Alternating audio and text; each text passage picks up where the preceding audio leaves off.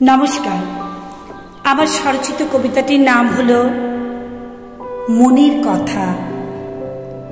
আমি যদি কবি হতাম তাহলে কবিতার সব লেখাতেই তুমি, যদি হতাম গায়িকা তাহলে গানের সুর, লয়, ছন্দ, ঝংকার সব হতো তোমার। আর যদি হতেম নায়িকা তাহলে তোমার সুখ দুঃখ নিয়েই হতো আমার বর্ণনা।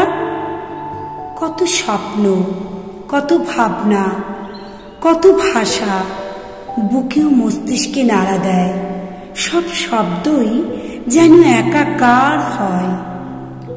কিন্তু সেই ভাবনা, কথা, স্বপ্ন বলি কার কাছে? কে আছে যাকে বলতে পারি আমি?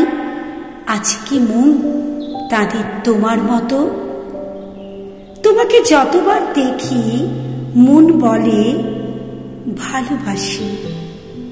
ভালোবাসি বলায় লজ্জায় পলকহীন চোখ, কল্পনায় বুকে কম্পনের বেগ বেড়ে যায়, কেবল পাশে ও কাছে পাওয়ার ইচ্ছে মনে। তোমার মুখে একটা মায়া, দুটি সুন্দর চোখ যা আমায় নিজের মতন করে বাঁচতে বলে। বলে যা তোমার ভালো লাগে, যা তুমি ভালোবাসো তাই করো নিজের মতো করে। জানি আমার সমস্ত অনুভূতি ও কল্পনা জুড়ে শুধু তুমি।